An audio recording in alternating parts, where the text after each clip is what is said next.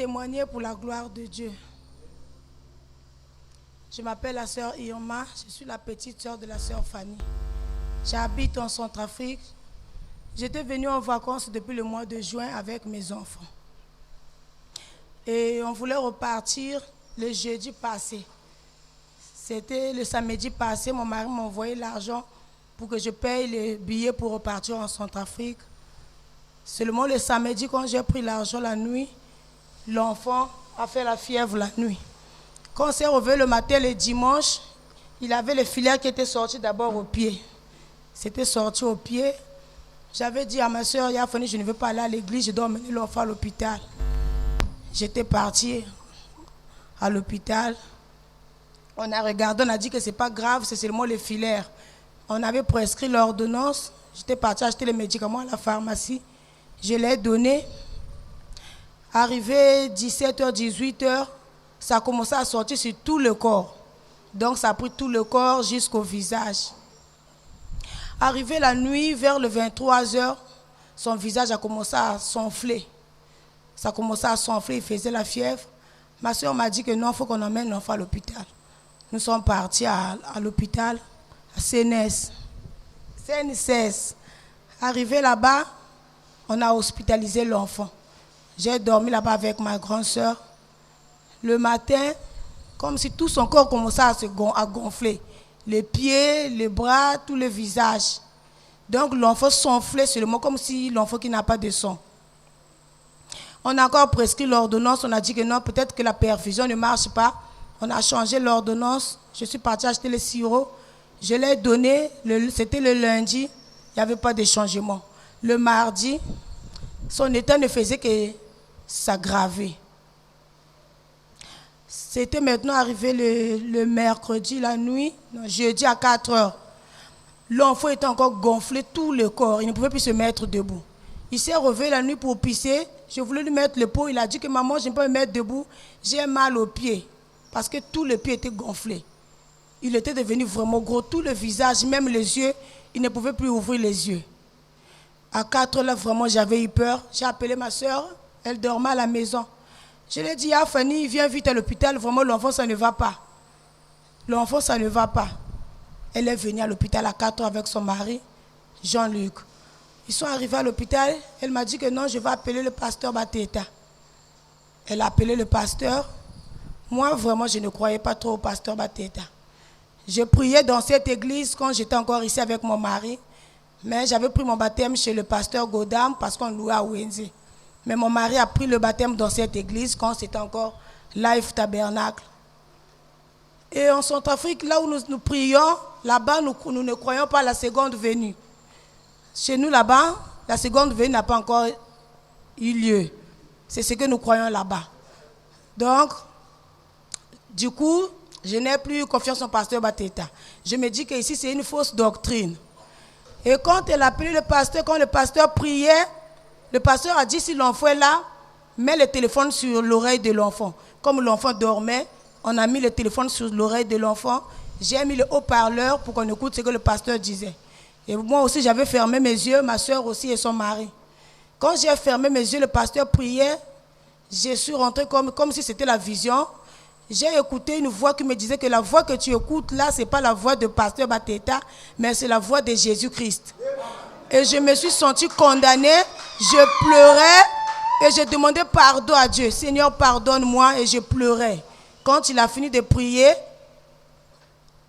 du coup, seulement à la minute, il y a ma petite soeur qui m'appelle. Parce qu'elle aussi, je l'avais appelée à 4 heures, que regarde, l'enfant, ça ne va pas, je pleurais au téléphone quand je l'avais appelée.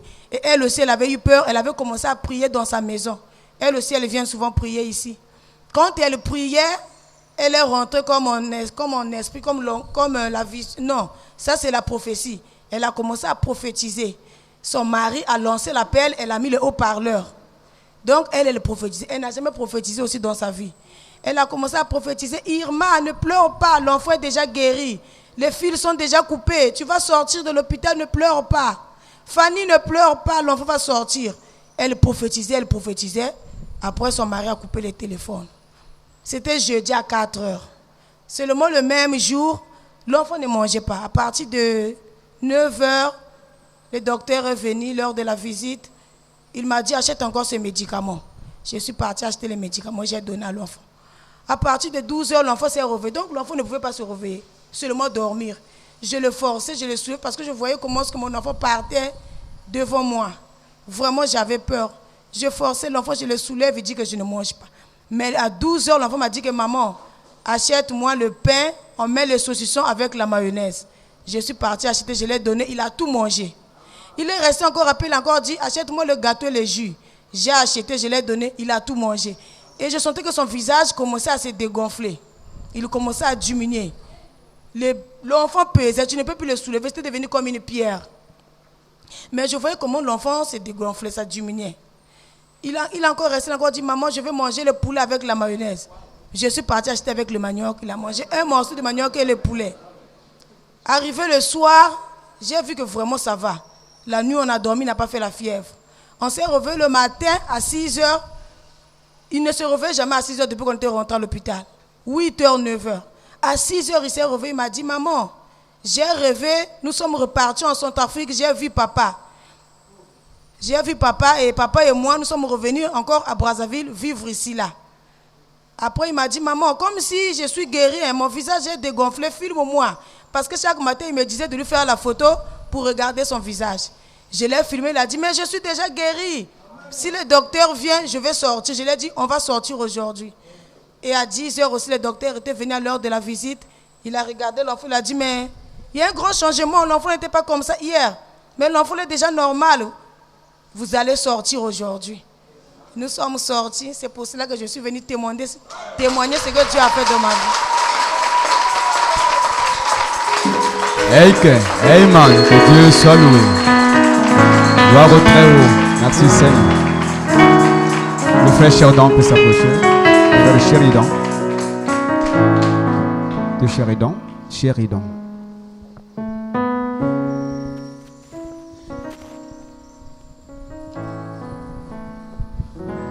Shalom peuple de Dieu. Je vais témoigner avec beaucoup d'émotion. Pour ceux qui me connaissent dans la chair, savent que je suis un homme qui ne se laisse pas aller dans les émotions. Je suis tombé malade il y a de cela 1 année. Alors, je me suis fait diagnostiquer. Avant, on trouvait que c'était les maux d'estomac. C'est même le frère Nganga qui m'avait aidé à payer les soins-là. Qu'il m'excuse pour mon indiscrétion, mais nous ne sommes là que pour dire la vérité. Alors, il avait tout payé. Je suis allé faire les examens. 1 année plus tard, donc nous sommes en septembre, je n'allais pas bien. Depuis le mois d'août, je suis allé faire le scanner d'abord à Eternal. J'ai tout payé, ça m'a pris 40 000 francs là-bas. Et je me suis dit qu'il fallait aussi associer la médecine conventionnelle. Je me suis rendu chez les Coréens. Quand j'arrive chez les Coréens, j'étais avec ma femme. On a mis, je suis passé au scanner. Le scanner, dès que vous êtes malade, ils ont un scanner moderne. Vraiment, c'est pas gros. Vous posez la main. Là où il y a la pathologie, ça signale.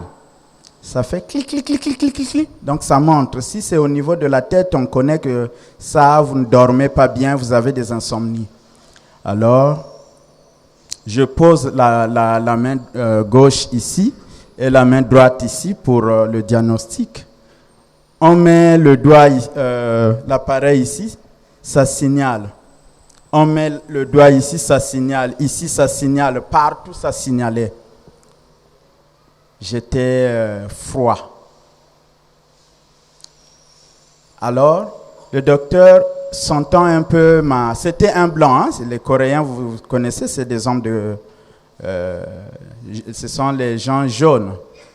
Alors, quand on a fini ça, il fallait donné 150 000 francs pour le traitement.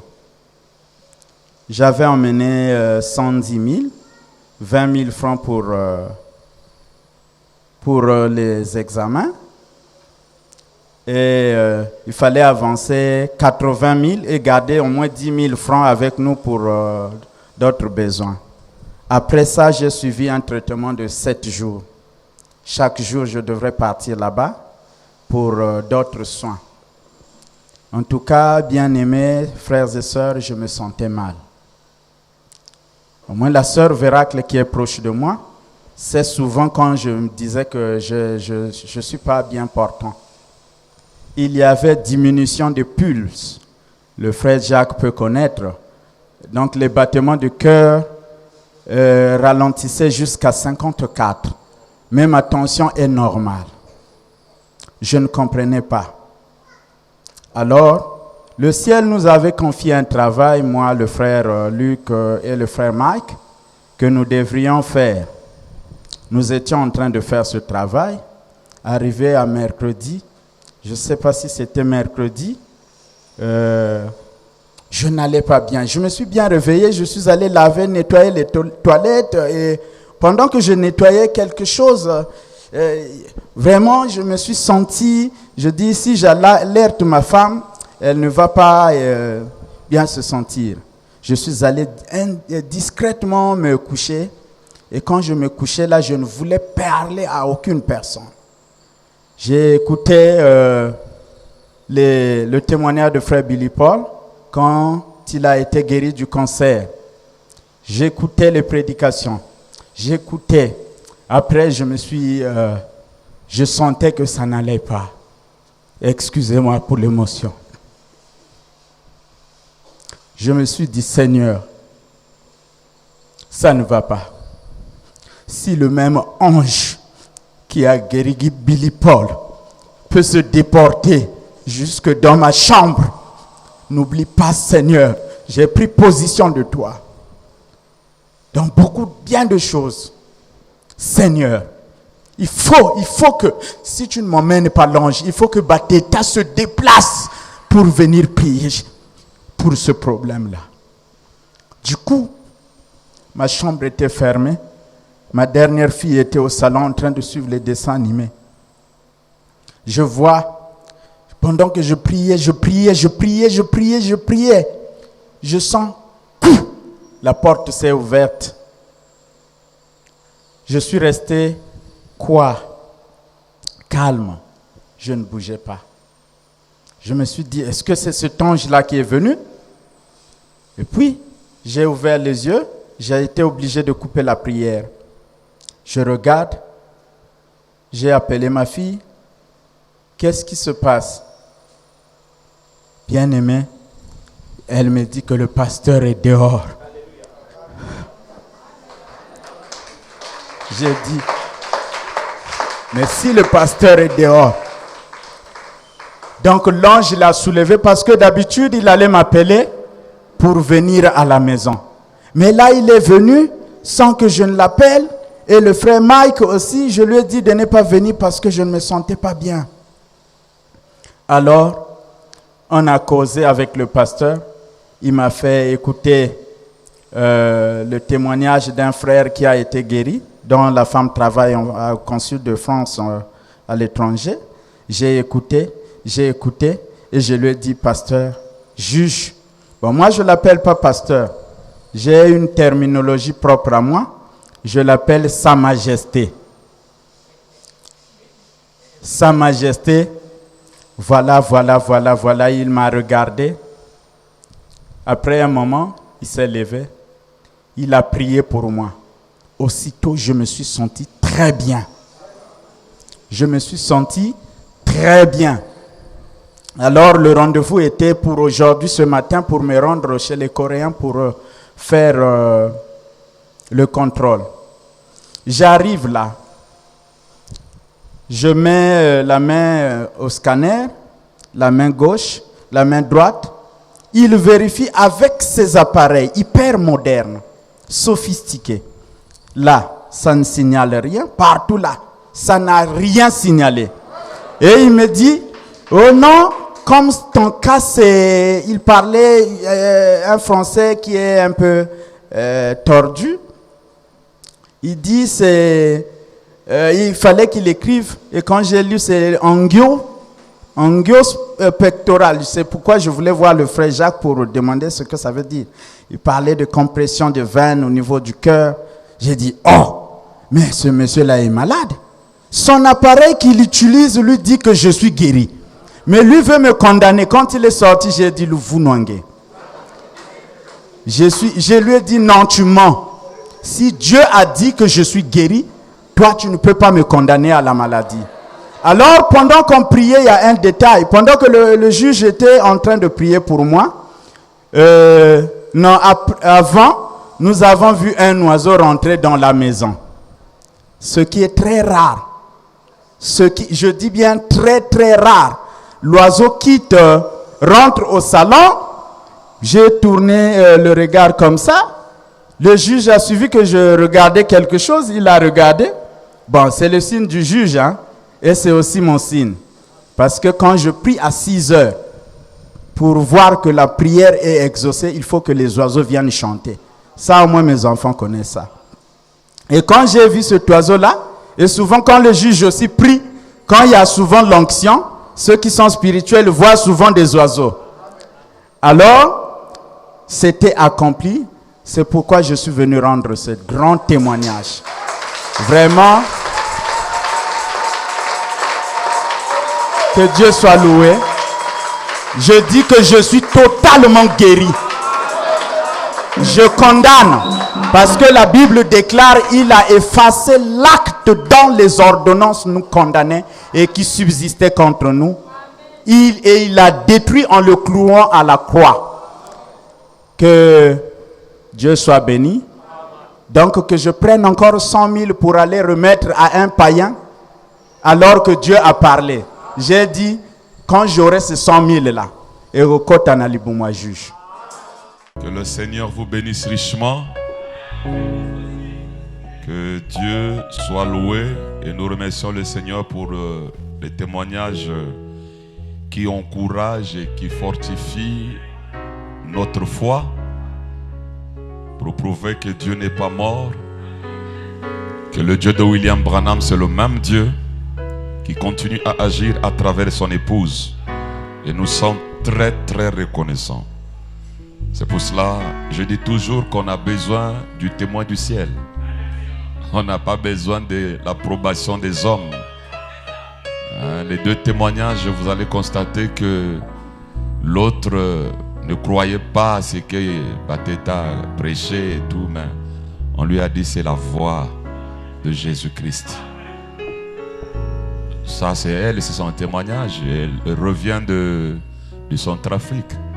Elle a une église là-bas, ils ont une croyance là-bas. Bon, moi ce que je prêche c'est tellement compliqué, difficile. Bon, on dit tout ce qu'on peut dire à mon sujet, mais le témoin du ciel lui-même confirme que c'est un fils. Et voilà que notre frère aussi qui priait, que l'ange le visite. Ça s'est passé avec William Branham. Une personne qui a vu Jésus dans la vision, après c'est Branham qui est apparu. Voilà, et les mêmes choses arrivent à un frère, à votre semblable. Et je crois bien que c'est la grâce du Seigneur. Ce n'est ni par la puissance, ni par la force, mais par son esprit, dit l'Éternel. Et c'est là où je veux vous amener tous.